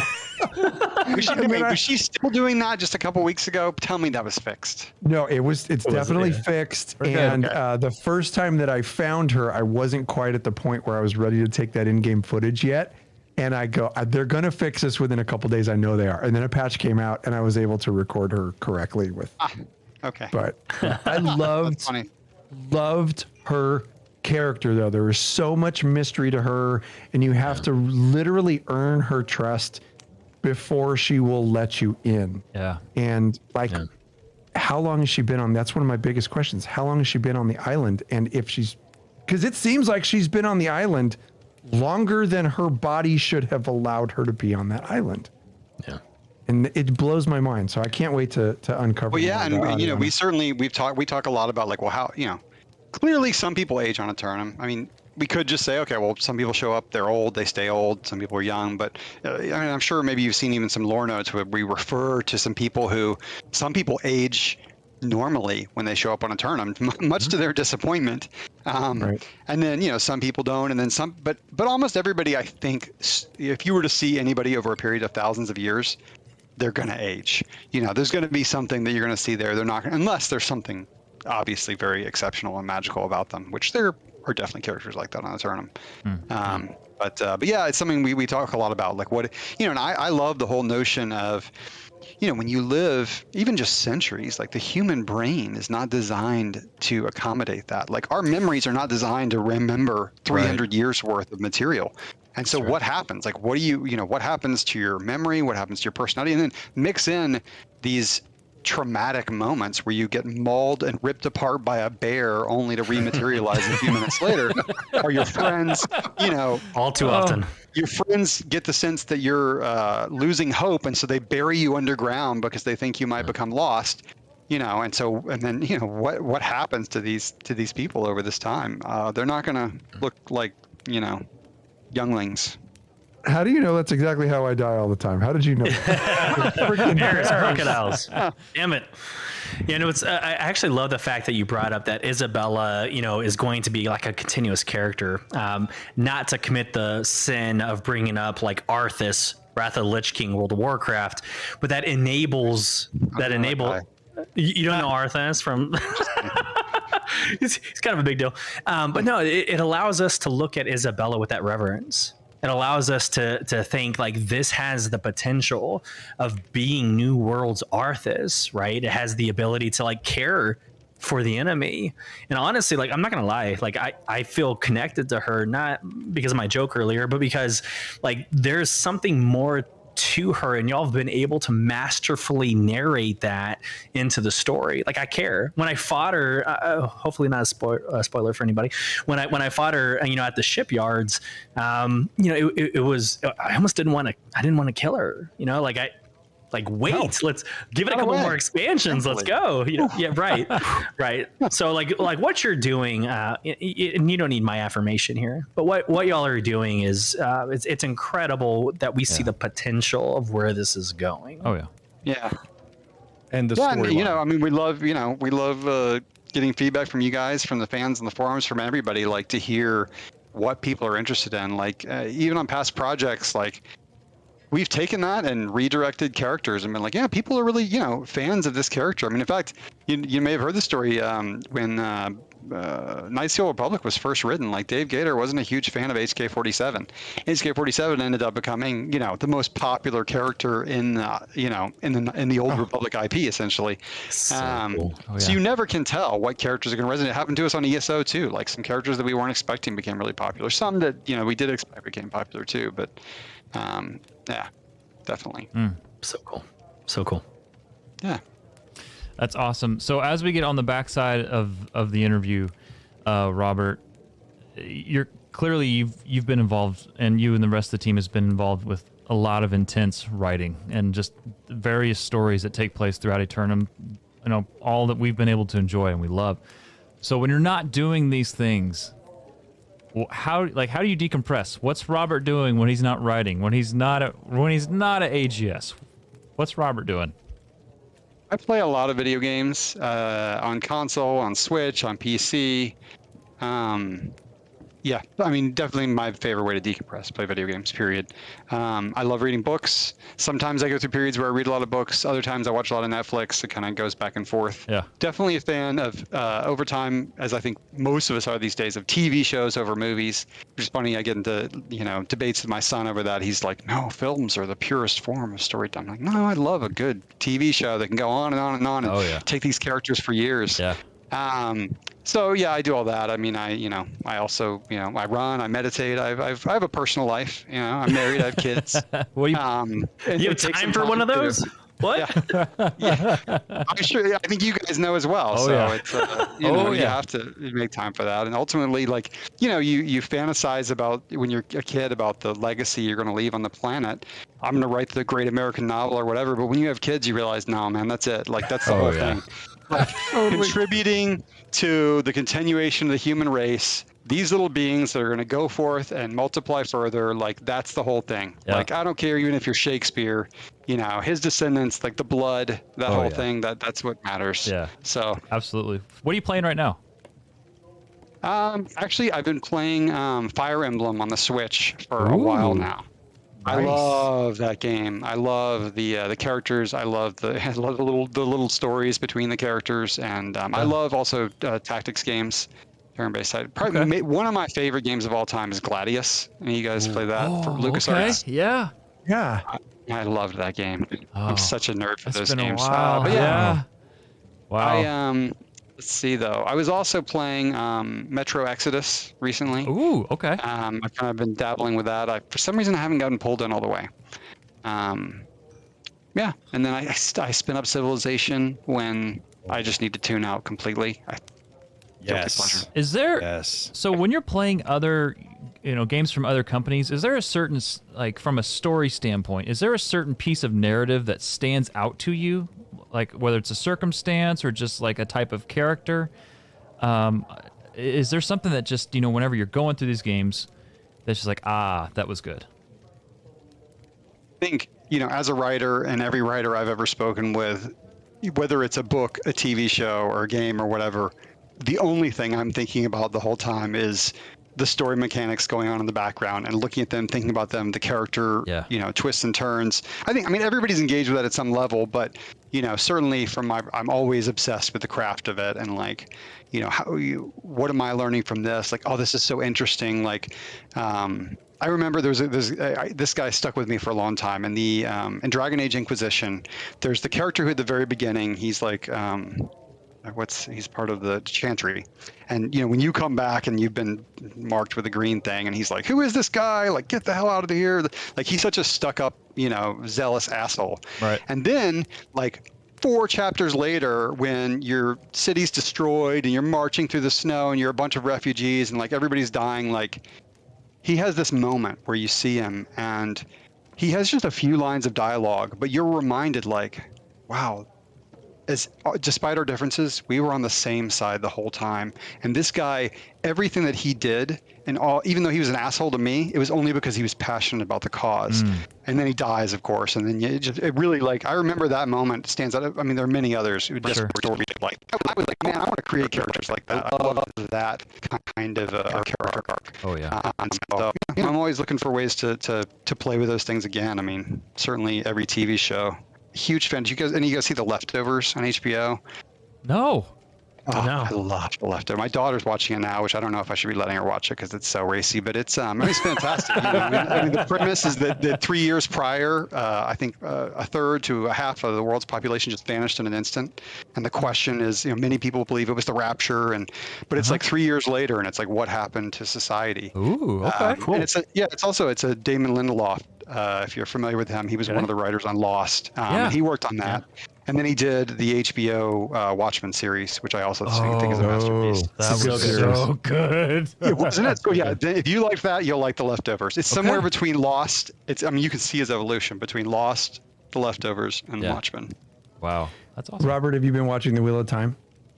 Not yet. I'm certainly going to. I read the books up to like book 5. There's 16 of them. So. But I've heard great things about the series. It's good. They move the timeline along very quickly. Obviously, it's the way that cinema works when cinema is based on a book. It moves along very quickly. So all those wonderful things that you love, like about book 1 and all these little tiny details, they're blasted right through to get to the main storyline. But it's fantastic. Like, my wife is not into fantasy at all, but she loved Game of Thrones, and she's like, Wheel of Time is really good. Like, this is kind of Game of Thronesy, and I was like, I told you. Yeah, so awesome. I'm gonna try that too. Another instance of Amazon investing in female characters, right? The Aes Sedai is a huge character, right? Oh, yeah, she's amazing. Yeah, totally true. Yeah, that reminds me of Dune too, of course. Like that. Dune. I assume you guys geeked out over that, man. That was awesome. That was good. It was so good. I like that. And then they slowed it down. Well, I guess they slowed it down compared to the previous iterations. Yes. Which is nice. Not necessarily slowed down to the book, but but yeah. I had the same thing with my wife in Game of Thrones. She, believe it or not, she has still refused to watch Star Wars with me. What? Hey, you still got some time. I worked on it for 6 years, and she hasn't watched the original Star Wars with me. Oh no. Yeah, but you know what? There's something that's like it's funny. It's like a weird thing. But she loved Game of Thrones, and she loves other shows. I just have to never tell exactly what it's going to be. That's going to strike her fancy. It's interesting. Yeah, they'll come through. They'll come through. Yeah, for sure. Robert, I don't think that you could be any more similar to the guys you're talking to in this room right now. Like you are one of us. I'm sitting here just going, he's completely one of us. Totally. Absolutely are. I mean, it's just, and it is so refreshing to see that the people that are making your game, the people that are investing in the story of what you're absorbing every time we get to log into New World. It is so refreshing to see that you're absolutely one of us in every respect, in the history of what you've done and your passion for creating memorable characters and things that we are able to absorb. So I'm just nerding out. Like I'm so impressed with the similarities that are here. And I just, we want to thank you tons. We're not done with you yet though. Well, likewise though, but I totally agree. It's super cool. And, yeah, you guys are awesome. I haven't watched enough of the Loreseekers, but I've seen enough to know that I can relate to you guys. So I feel comfortable right away. And I'm sure that you'll find the same with Aaron and Rebecca and whoever else you talk to from our team, because I've worked at several game studios now, as you can see, and I haven't worked with a better group of people. It's awesome. Like, it's just a fantastic studio and just awesome people. That's great. Well, we're going to respect your time, but we are going to hit you with one final thing before you leave. This is something. Wait, hold on. He goes shit. He said shit. It's easy. It's easy, kind of. But this is something that we've done in some of the past interviews that we've had, and we find that we get a kick out of it as we close an interview. But anyway, we're gonna hit you with a series of rapid fire questions. Dude, yeah, I I should have known this was coming. So we're not gonna time you. Nobody's gonna time you here, but you have a few seconds to answer each question. You can answer with one or two words or whatever you want. But it just meant we're just gonna go down this list and just really find out who you are and if we have the amount of similarities that we think we do have. This could ruin our relationship. That's right. You have no idea. We're gonna start My dark easy. past may surface if I speak too quickly. This is when 15 and 22. Yes. There's a black hole there that we don't want to bring that back. if there's any demons in there, this is where we're gonna bring them out. Okay, here we go. Let's get serious. All right, question number 1. Would you rather spend time at the ocean or in the mountains? Very I good. struggle with it though. I'm kind of with you on that. Kind of over the ocean at this point. Okay. Being near the ocean in San Diego, I really want to go to the mountains or the forest. It's really what I want. The forest. Get out of the traffic, right? Yeah. Well, the traffic. I have to say, San Diego traffic's not so bad. Going up to Irvine and LA, sure, but San Diego's. Yeah. I mean, this is heaven on earth. I live in Orange County, sir. I feel the pain getting through there. So yeah, totally. Okay. Cool. Here's a more fun question. Craft beer or top shelf liquor? Top shelf liquor. Yes. Attaboy. Knew you were one of us. One of us. Great. Okay, so you kind of already answered. Go ahead. I forgot where that is. Yeah. Oh man. Thank you guys. There it is. Oh yeah. This is my Christmas. Yeah, That's buddy. awesome. Yeah, buddy. All right. So would you rather relax with a good book or Netflix or just Netflix and chill? I go back and forth, but today I'll say a good book. Cool. Okay. So on that same note, what is your favorite book in the entire world? Pieces of shit. There it is. Well, it's a really hard question to answer. Like, there are so many books that I love. I'm obsessed with Murakami. I don't know if any of you guys read Murakami. Like, I love Murakami. But really, I mean, if I go back to like the book that meant the most in my development, it's The King Must Die by Mary Renaud. Oh, nice. Have you guys ever read? It's the story of Theseus. Yes. And it's an amazingly personal, in-depth, first-person perspective of Theseus' life in realistic terms, and he struggles with his faith and like this question of like, am I the son of Poseidon or not? And like, if you're a fantasy nerd and a fan of mythology, it's epic. Wow. Yeah. Highly To recommend. me, that out. That totally completely ties into New World lore. I'm sorry, like I hate to bring it back around to that, but that completely ties into New World lore. No, but it'd be too on the nose. If we had Theseus, I mean, the thing is, he showed up in Shakespeare, so that I feel like he already got spoiled because he showed up in Shakespeare. Maybe though, you never know. I love it. Okay, so I think you already answered this one: high fantasy or science fiction? High fantasy. For sure. But I like it when fantasy has a scientific explanation, and that's again why Aeternum is great for me. I don't like fantasy for fantasy's sake. I don't like it when it's just like, oh, necromancy is just raising the dead. We don't know how it works. It just does. Use some foam dust and some angel wings. Things happen. Yeah. Something happened. Things are Jingle bango. happening. Okay, so we'll take that one a little bit further since you're fantasy. Lord of the Rings or Game of Thrones? I mean, how do you answer that one? Like, I don't know. if I hadn't read Lord of the Rings when I was 12 years old, like, I wouldn't be anything. That I wouldn't. My whole personality formed when I read that. Yes. Game of Thrones. When I watched it, I was like, "This is what fantasy's been needing for 100 years." Well, not 100 years since Lord of the Rings was written. This is what's I've been needing. And the funny thing, so I didn't read Game of Thrones until when I started at BioWare. It was a requirement that you read Game of Thrones. Back then, at that point, there were only 3 books in the series, but that was required reading. Like, go home and read that before you start. That's cool. And it Hey, was Robert? Like, oh, yeah.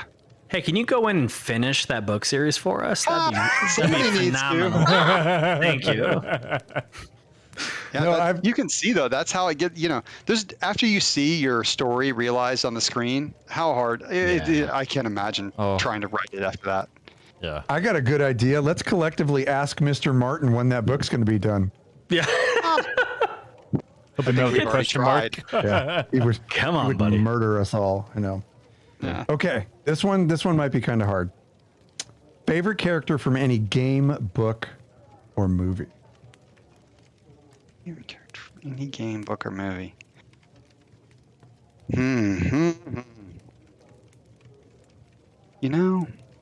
See the wheels tough turning. one.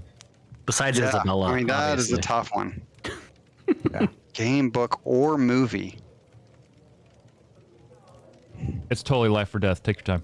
Yeah, you can hit the pass button. Yeah, this is really hard. Bring in a friend.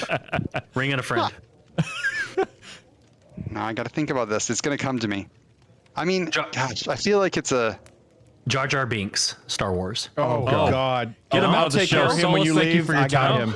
I was just about to say that. Am I the only one? Am I the only I one? think. I feel like this is just too cliche, but I want to say Minsk, but that's just because he's such a classic. I like the sort of the loyal, fun friend. In Star Wars, Chewbacca was my favorite by far.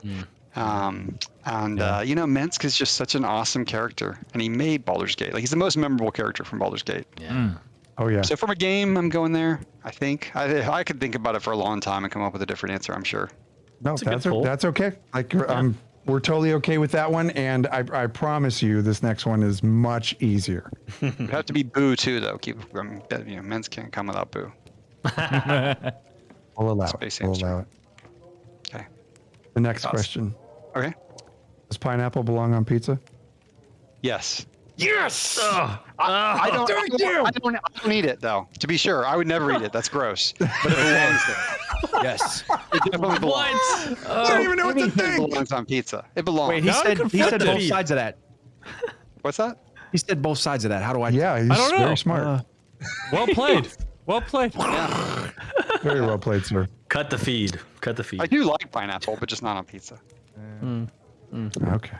We'll I like the allow way it. it looks, though. It looked, when it's one of those things where you see it in the thing, and it's got like 6 different kinds of pies, and you're like, Yeah. I'll take that one, and you go right past the pineapple because I'm not going to eat that. And it's the same thing like in games. Sometimes we have to give players choices just so they can feel better about themselves for choosing the one they choose, even though they choose the same one every time. Somehow, Everybody gets a trophy. somehow you tied pineapple and pizza into gaming. Well done, sir.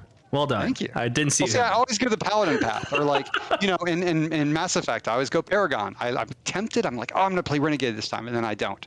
It's just like every time I play Skyrim, I end up joining the Nightingales. I'm like, this time I'm going two-handed heavy, or I'm going sword and shield. No, I always end up being stealth. We talked about that on our podcast ad nauseum. We Yes. talked about that on our podcast. I'm going to go full mage. I'm going to go full tank on this build, and everybody always ends up going through the Nightingales and being stealth ranged every time. Yes. Help it. Yeah. So that's the way Okay. I feel about pineapples on pizza. Couple more here. Oh wow! I thought we were done. How can it get me? How do I follow that? It gets worse. It gets worse. The original Hellboy or the remake? Oh man, you don't want to hear this because I'm not a Hellboy fan. So okay. for me, I'm going to go original. Yes. I mean, Good. Okay. Ron Perlman. How can you go wrong? Ron Perlman is it. Like anything with Ron Perlman, I'm into. We're gonna have to agree. Okay, this last one is no big deal. I mean, we really want you to answer, but what happened to the ancients?